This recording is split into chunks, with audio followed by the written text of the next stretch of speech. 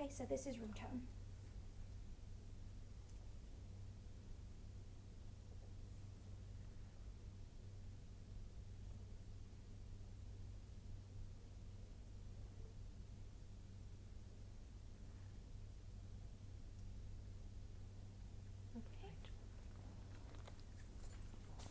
Okay, this is Rachel Hill on Tuesday, October 29th, 2013 at UT's Belo Center for New Media with Velia Sanchez-Ruiz. This project is entitled the Voting Rights Oral History Project, part of the VOCIS Oral History Project.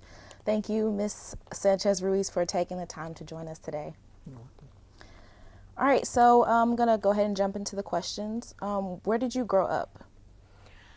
I grew up in Lockhart, Texas, about 30 miles east of Austin. Called it very central Texas. Tell me more about that neighborhood. It's a very small country town, and I was born and raised in a barrio that was called Cuckelber. And in Lockhart, there was definitely a 183 on one side was all white, and on the other side was where all the Mexicans and blacks lived. So I was raised in a neighborhood that was nothing but African Americans and Mexicans. I had a Black Baptist church on my right, and then on the next two houses, all the black families that we were raised. So actually my first English was very much, and when I entered first grade, I remember they made fun of me because it was had a lot of the black dialect. I didn't know how to say 50, I would say 50, and I would say show enough instead of sure, because that's what I heard and that's what I thought was proper, So we were very segregated. We went to segregated schools. I went to La Navarro School, as we called it. It was an all-Mexican school from first grade all the way till the third grade. When I was promoted to the fourth grade, we got integrated, and whatever year that was. So, and then from there, we went through the whole process of fitting in, assimilating with the community, and it was very interesting, to say the least. Lots of, I look back and it was fun, because it was a lot of fighting, not fighting, but it was just kind of fighting, for our little place in that little world. So it was fun. It was good. Describe your family home. I have mom and dad. My mother was an immigrant from Mexico. She was migrated over here, or crossed over here when she was about 5 years old. And my father was born and raised here. His whole family, in fact, this summer, I found out 6 generations back that were already here in Texas. So I always tell everybody, my father's family, the border crossed them. They didn't cross the border. So they were already here as a family. And we were 7 in our family, 5 girls and 2 boys. And my father went up to the 6th grade in Lockhart. If you just went to the 6th grade, because that's as far as the Mexican school would go, they didn't have a junior high or high school for the Mexicans, so the Mexican Americans. So he was 16 years old, and still in the 6th grade. And he said, "Forget this," and he got out and started working, and then he joined the Navy and during World War II. So, and my mother, I think, just had about a 3rd grade education, and we spoke Spanish at home. My mother spoke only Spanish to us, and my father spoke both.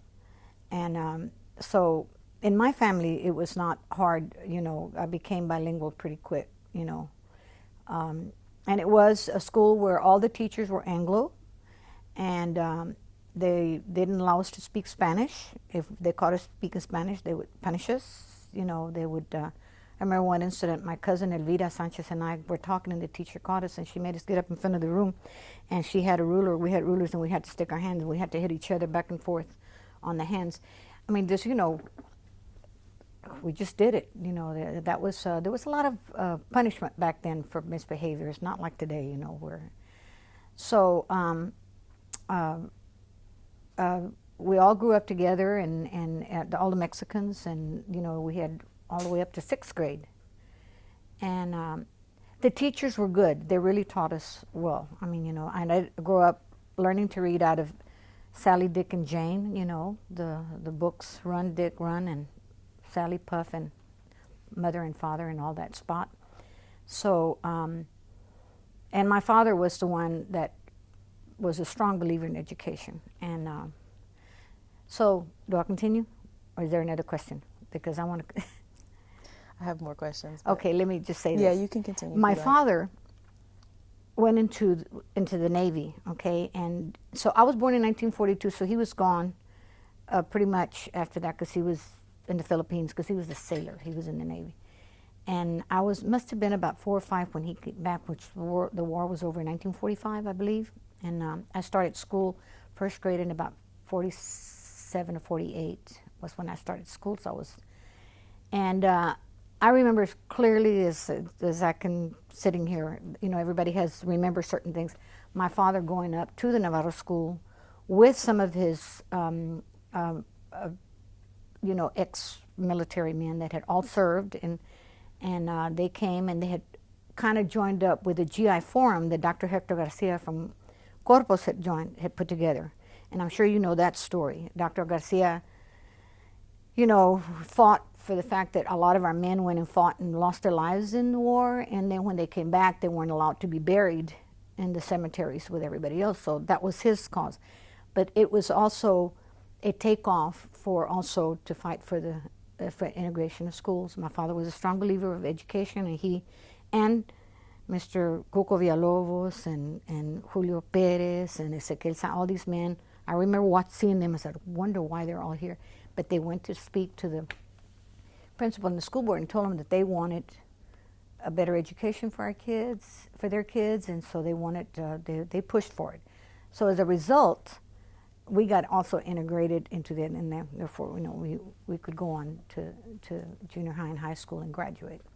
So it was their struggle that helped us get to where we were. They were strong believers in education, and they wanted something better for all of us. Okay. Okay. Could you further describe the life of a Mexican child being raised in the U.S.? The life of a what? A Mexican child being raised in the U.S. Well, again, let me tell you,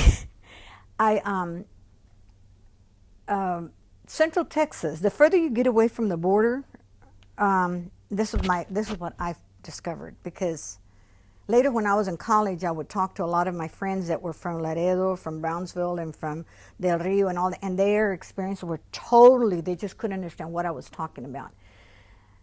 In their environment, or their world, the discrimination was more of a class, the haves and the have-nots, and we were fighting just to be recognized as human beings here in Central Texas, because it was definitely very segregated, very bigoted, and there was a lot of racism. We had our own theaters, and all the blacks and the Mexicans, well, when later we got to go to the white theater, we had to go up to the balcony. We couldn't sit with the white folks. So we knew, and when we went to the barbecue place, where Lockhart is very famous for its barbecue, okay, they had the first barbecue there. There was a door for the whites and a door for the blacks and the Mexicans.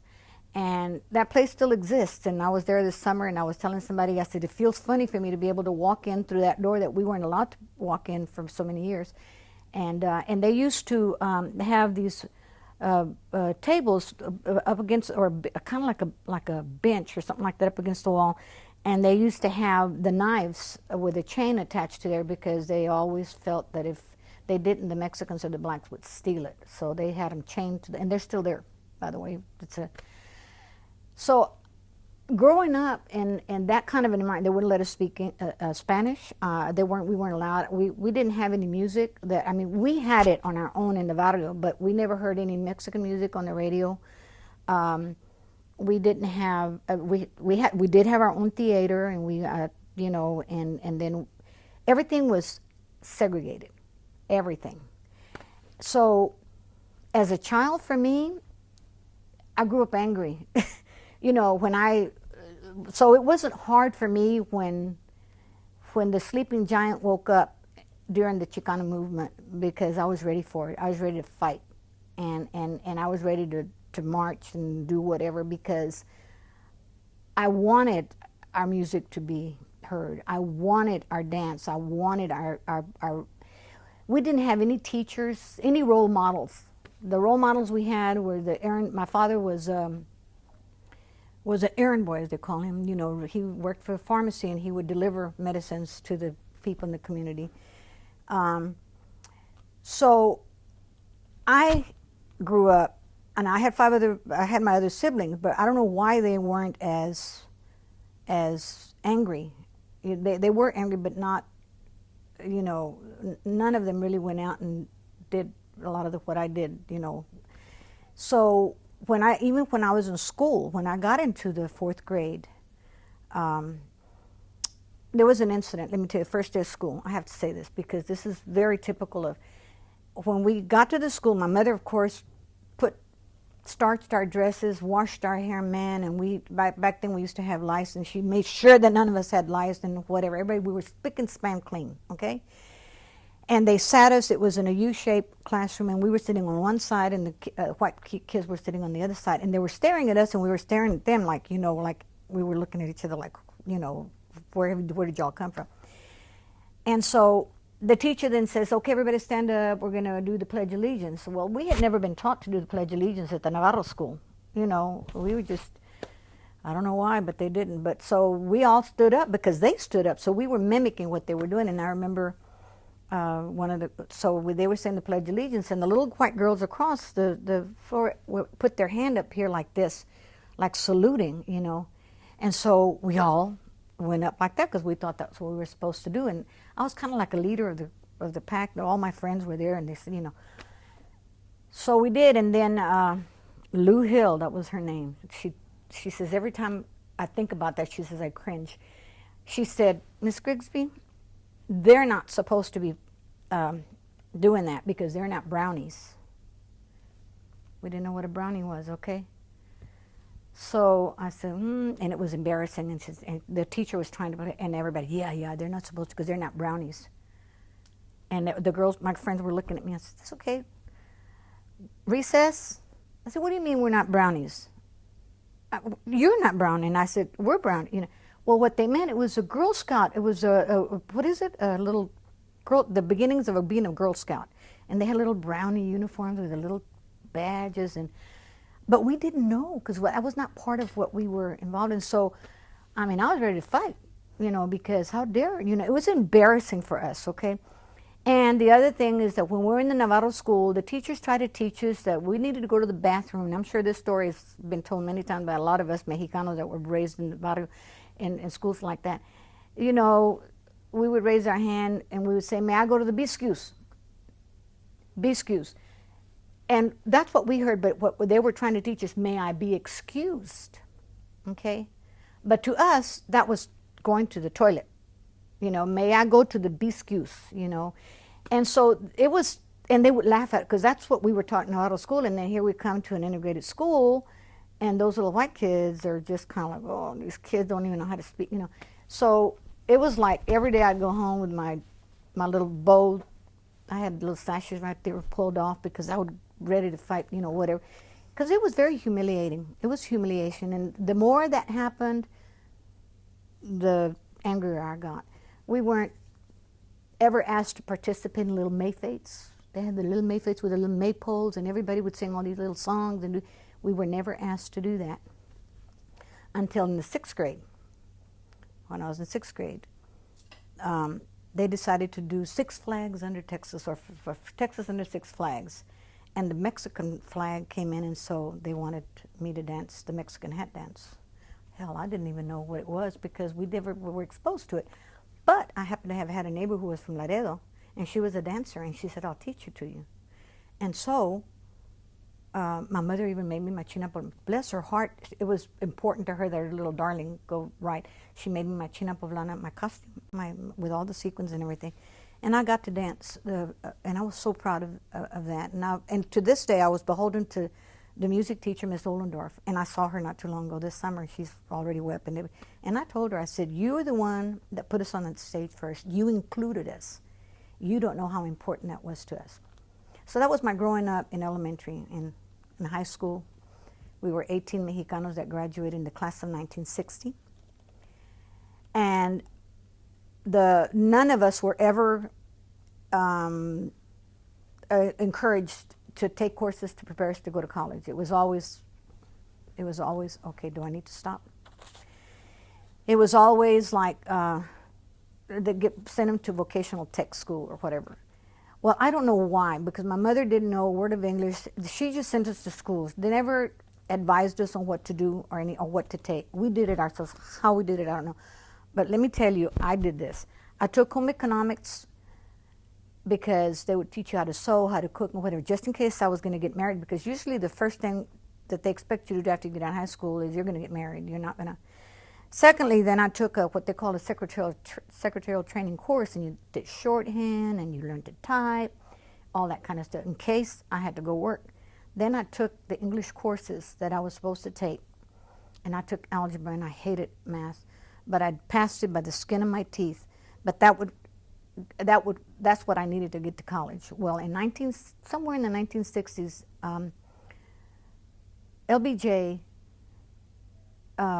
was vice president. I don't know. They passed the National Defense Education Act, and it was loans for any student who was going to go into teaching, science, or the medical field, and you didn't have to have an A average. You could just be as long as you were interested in going to that. And Dr. A.L. Weinberger, who was a Jewish, I didn't even know that Jewish people were discriminated back then, because to me, everybody that was white, if you weren't dark like me or black, then you were white. You know, I didn't know about Jews. But Dr. A.L. Weinberger got all of us Mexicans together in one of the classes and said to us, do y'all want to go to college? And we all looked at each other like, come on, give us a break. We don't have any money. We're barely making it. Our parents don't. And he said, there's a loan. I'm going to give you, here's the form. Take it home, and if your parents can't sign it, tell them put an X by the name or whatever. And we did. And guess what? I applied, and I got the loan. And then I didn't know where to go to school, so my father was a wonderful man, but he was also a drinker. This was very typical when I was growing up. During the week, they would go to work, but on the weekends, they were drunk as hell, and that was very typical. We just thought, I didn't know that families were dysfunctional. I didn't know we were dysfunctional because I had never heard that word, because everybody in the neighborhood was like that. So anyway, my mother signed it, and I went ahead and I got the loan, and I decided to go to TW because I wanted to get as far away as I could from Lockhart. And I looked at the map, and they said TW is way up here. The map at that time, it looked way in Lockhart down here. Ooh, that's where I'm going, because that time TW, you could actually go to school. You didn't buy books, you rented them. You checked them out like you did in high school.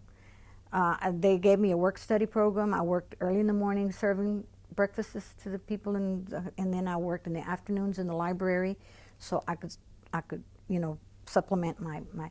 So I went to TW under the National Defense Act loan, and they would say that when you graduated, if you